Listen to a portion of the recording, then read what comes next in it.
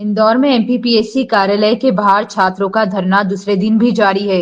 विद्यार्थियों द्वारा आयोग से 3 प्रमुख मांगों पर प्रदर्शन किया जा रहा है। छात्रों का कहना है कि 2019 की परीक्षा की उत्तर पुस्तिकाओं को दिखाया जाए, 100% रिजल्ट घोषित किया जाए और रिक्त पदों पर जल्द भर्ती की प्रक्रिया शुरू की जाए। धरने के दौरान कई छात्राएं रात भर बैठी रही और उन्हें बाथरूम जैसी बुनियादी सुविधाओं के लिए भी परेशानी का सामना करना पड़ा। छात्रों का आरोप है कि एमपीपीएससी की ओर से उनकी मांगों पर कोई ठोस कार्रवाई नहीं की जा रही है, जिसके चलते वे विरोध प्रदर्शन को तेज करने पर मजबूर है। धरना प्रदर्शन के दौरान कई शिक्षक और अन्य लोग भी मौजूद रहे और विद्यार्थियों का हौसला बढ़ाते दिखे। देखिए ये रिपोर्ट। देखिए, मैं एक कहावत बताऊंगा आपको कि जब रोम जल रहा था तो नीरो बांसुरी बजा रहा था। विद्यार्थी आज आंदोलनरत बैठे हैं, लेकिन आयोग का एक भी कर्मचारी, एक भी अधिकारी बाहर सुध लेने नहीं आया है। आज 2 दिन हो गए हैं उनको, 3 दिन हो जाएंगे, 4 दिन हो जाएंगे, कब तक नहीं आएंगे। विद्यार्थी की जो डिमांड है अपने आप में बिल्कुल सही है। 87 और 13% की जो डिमांड है, जायज डिमांड है। कोई भी मांगे उनकी असंवैधानिक नहीं है। सूचना का अधिकार पूरे देश में लागू है, लेकिन फिर भी विद्यार्थी अपनी मुख्य परीक्षा की कॉपी को देख नहीं सकता। ये कैसा न्याय है? ये कैसा संविधान लागू हो रहा है यहाँ पर? और सबसे बड़ी जो डिमांड है विद्यार्थियों की, वो साक्षात्कार की प्रोसेस को पारदर्शी बनाया जाए।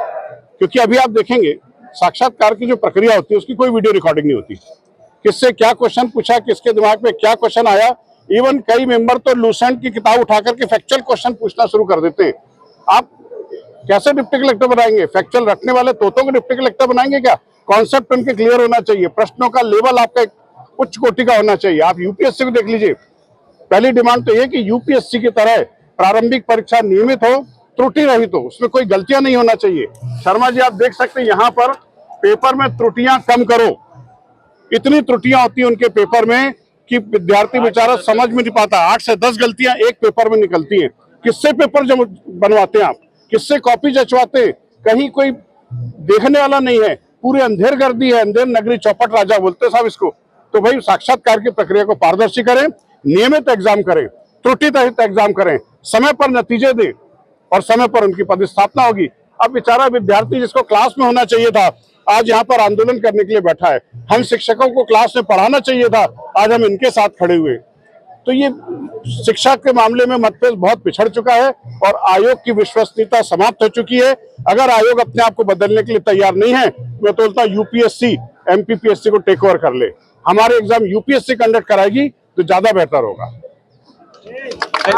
कहा जाता है कि जिस ओर जवानी चलती है उस ओर जमाना चलता है। तो आज जो युवाओं ने ये फैसला लिया है, ये फैसला उन्हें बहुत पहले ही ले लेना चाहिए था कि अपने हक के लिए आवाज उठाएं। क्योंकि हमारे देश में जो है वो हम देखते हैं कि बोलने का अधिकार है, पारदर्शिता का जो नियम हमने लागू करके रखा है, लेकिन 2019 की कॉपियां नहीं दिखा रहे हैं। तो एक तरफ जहां हम पारदर्शिता का, हमारा जो फंडामेंटल राइट, हम जो है वो राइट टू इन्फॉर्मेशन देकर के हम लोग रखे हुए हैं, और उसका यहाँ पर पूरी तरह से वायलेशन हो रहा है। तो ये विद्यार्थियों की मांग है। दूसरी मांग यहाँ पर एक ये है कि नेगेटिव मार्किंग को इम्पोज करना चाहिए। क्योंकि कई बार ऐसा होता है कि जो विद्यार्थी अच्छे तरीके से पढ़ाई कर रहे हैं, वो विद्यार्थी भी पीछे रह जाते हैं, क्योंकि कुछ लोग आए और उन्होंने तुक्के लगाए और उनका जो लक फैक्टर है वो काम कर गया।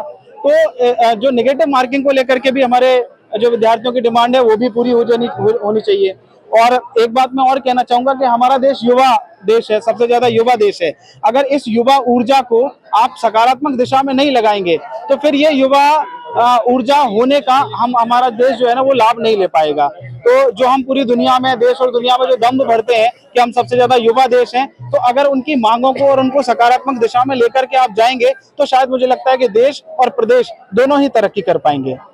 धन्यवाद। 87-13 की भी मांग है जी। 87-13 की मांग ये है कि भाई, जब वो ओबीसी आरक्षण वाला जो विषय आया था, तो अभी 87% और 13% को लेकर के जो है वो रिजल्ट निकाला जाता है, जिसमें कई सारे विद्यार्थियों का वेटिंग में जाता है और वो वेटिंग ही करते रह जाते हैं। तो रिजल्ट को 100% पर निकाला जाना चाहिए। 87 और 13 को जोड़ करके पूरा 100% पे जो है वो रिजल्ट घोषित करें। मांगे सारी नहीं मानी गई तो आगे अब क्या रहेगा? देखिए, आंदोलन अभी तो लगातार जारी है और होपफुली आज 5:30 बजे प्रेस कॉन्फ्रेंस की घोषणा की गई है यहाँ से, और उम्मीद करते हैं कि सारी चीजें बेहतर हों। क्योंकि जो यूपी में हुआ और जो बिहार में हुआ, वहां पर भी विद्यार्थियों की सुनी गई है, और उसी तरीके से हम सकारात्मक उम्मीद के साथ में यहाँ पे डटे हुए हैं कि यहाँ पर भी विद्यार्थियों की सुनी जाएगी।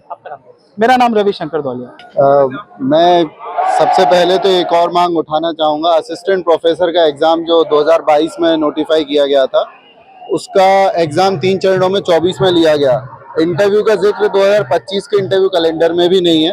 तो अगर आयोग इस ओर भी ध्यान दे कि भाई जो एग्ज़ाम 2022 में शुरू हो रहा है वो 2025 में तो ख़त्म हो। अगर हम इंटरव्यू 26 में देंगे, ज्वाइनिंग 2030 में आएगी, तो ये अपने आप में एक अन्याय होगा।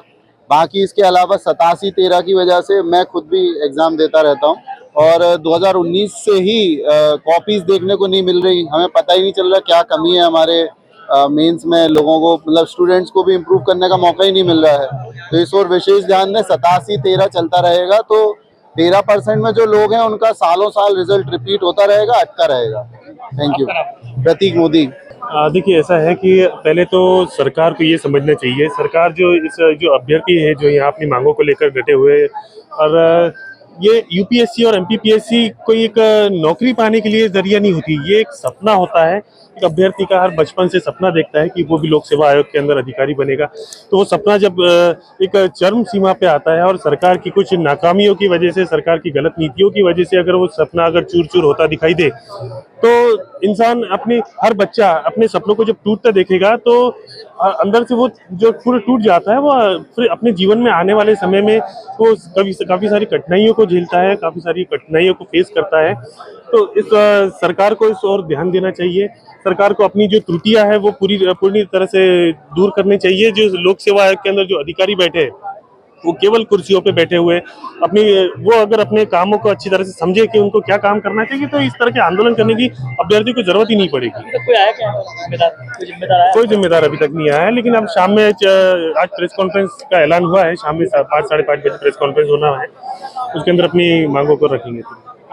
Shantanu Patidar, spectrum IAS director.